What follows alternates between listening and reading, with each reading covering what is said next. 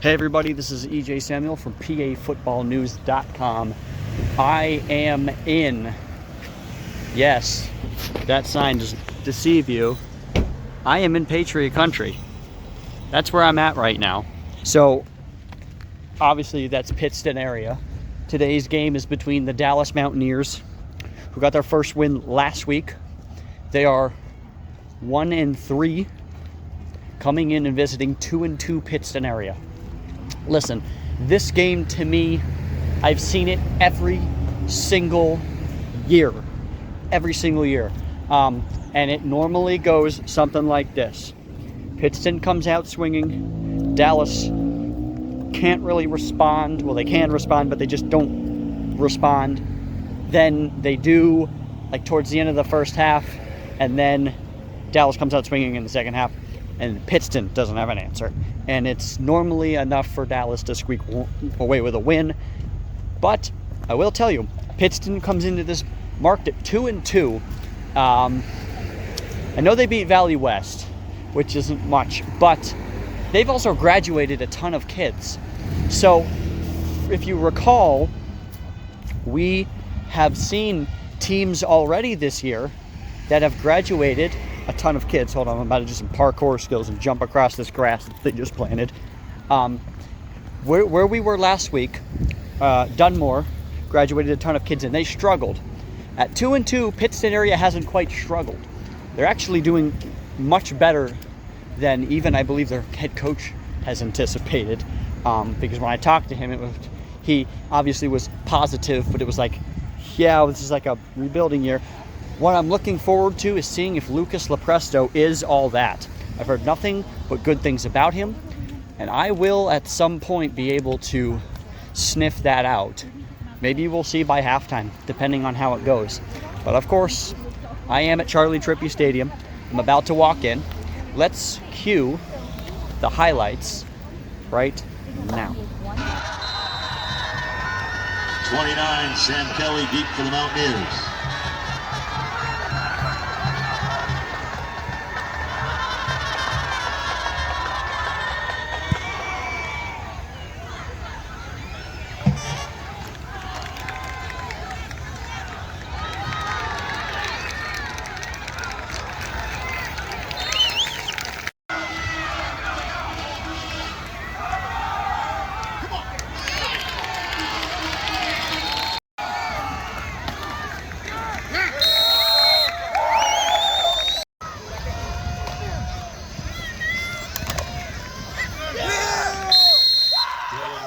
The ball carrier, touchdown Dallas.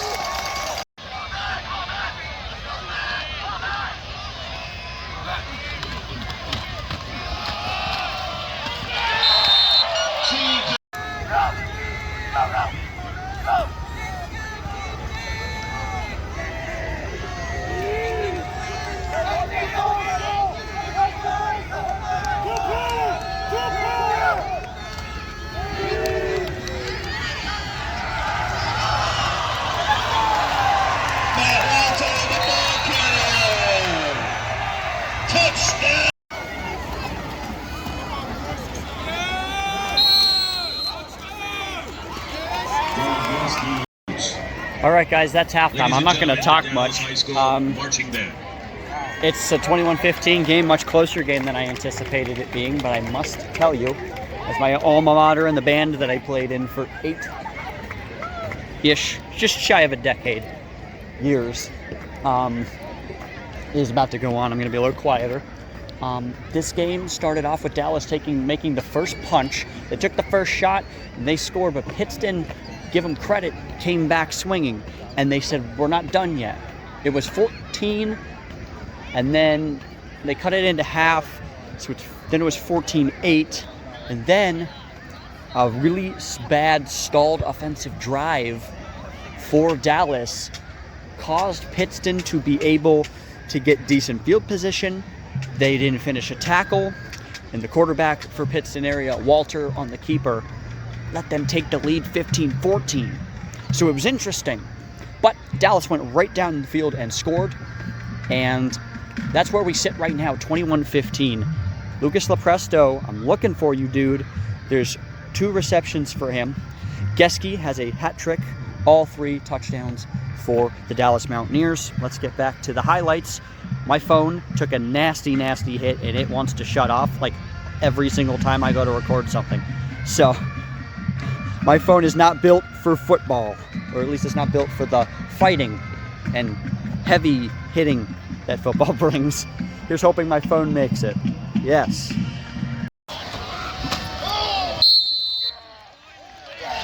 Brady's got the quickie on the carry for a Dallas touchdown.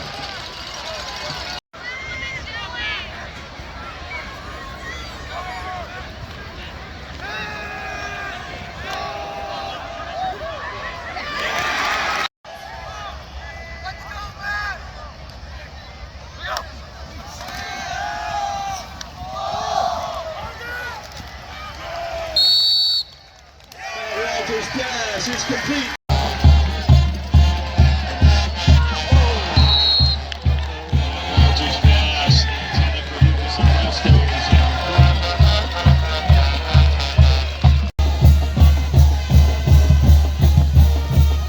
Hi everybody, this is EJ Samuel with PAFootballNews.com. I am with winning Dallas coach Rich Manello. They prevailed tonight in Pittston, 30-22. Coach, it was an interesting game in the first half. You were leading, but you ended off with an interception, got it back. Talk about how your defense really helped out with this win. Yeah, I mean, it kept us in it. Hats off to Pittston. Those kids played so hard. The new staff is doing a tremendous job here. And we got up 14-0, and Pittston fought back. And our kids they stayed together all night long. We got to tighten up the special teams. We got some mistakes in there, and we'll watch the film, and there's always answers there. And our guys have a tremendous tradition of getting better every week. And they're so dialed into the weight room and the power cleans and all that stuff we talk about, but they want to get better schematically, and we're getting there. And those kids up front, we said it back in June, there's no, you can't substitute minutes under these lights with an offensive line, and they're starting to get it. We had a guy jump in there tonight. He found out he was starting 5 minutes before the game, and they did a heck of a job. So they all banded together, they helped each other, and so it's all 3 phases. We managed to pull 2 together in a row here. Now we got to go home. We got a great North Pocono program in, and we'll enjoy this on the ride home, and then we got to get started on the next one. 2 more questions for you. You mentioned North Pocono. They have a storied past with winning tougher games, and I'm sure they've got you circled on the schedule. How do you go into a game like North Pocono, having the season so far and now getting on in the win column and starting to roll? How do you approach that? Good question, but we don't change. What we're doing. Our approach is the same. Our Saturdays are Saturdays, Sunday, Monday. They're all the same. Now, what you got getting off the bus. I formation, they're going to line up, they're going to pound at you, they're going to come at you, and they spread it out, do a nice job throwing the ball. Defensively, they are a headache. Coach Dolan does a tremendous job up there. They got a great staff, and they're going to come off the bus ready to go. So we got our hands full, which we do every single week. When you cross over up into that conference, those are good football teams. Final question now. Dylan Geske had 3 touchdowns today. How do you feel about him, and how do you use him to win those football games? It seems like he's a power guy. You give him the ball. He's got, now there's a guy with a lot of minutes. Right? He's been playing since he was a freshman. He's a truck. You see him. He can get downhill, and he's such a competitor.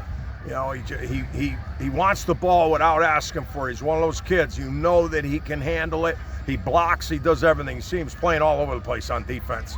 He went back. He was going to go back on punt return. If they had punted again. He's that kind of guy, and they all are. They're unselfish kids.